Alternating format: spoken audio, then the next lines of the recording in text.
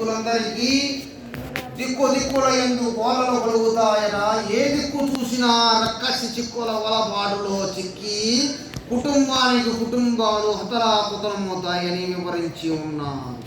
అంటనిజాతులు అగ్రమవుతాయట. స్వామివారి కులము హాని చెందుతుందట.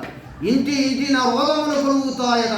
రోదములనగా ఏడుపులు, కడపప్పులు. అయ్యో రామ కృష్ణ దేవుడా, నా బిడ్డ పోయాడు, నా భర్త పోయాడు, నా తమ్ముడు పోయాడు, నా అక్క పోయింది, నా బంగారం పోయింది, నా ఆస్తి పోయింది.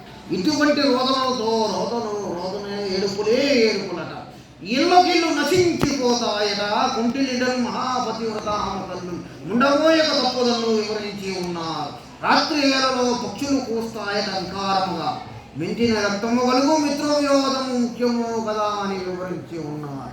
నా భక్తులైన వారిని ఒత్తులై నిలబెడతానని స్వామివారు వాగ్దానము గావించి ఉన్నారు. జగద్గురు వీరబ్రహ్మేంద్ర స్వామి భక్తులందరికీ మరొక విన్నపం. స్వామి వారి నామస్మరణే కైవల్యానికి మార్గమని. అన్న, తమ్ముడు, అక్క, చెల్లి, భార్య, భర్త, బంధుమిత్రులు ఎవరూ శాశ్వతం కానీ కాదని, ఉద్యోగం, పదవి, గెదవి ఏది శాశ్వతం కాదని, మానవుడు వయసులో ఉన్ననాళ్ళే స్వామిని చేరి స్వామివారి యొక్క అనుగ్రహాన్ని పొందాలని, వృద్ధాప్యం వచ్చిన తర్వాత కొండలు ఎక్కలేడని కూడా వివరించి ఉన్నారు స్వామివారు. దేవస్థానం వారు ఇచ్చినటువంటి సమయం ముగిసింది.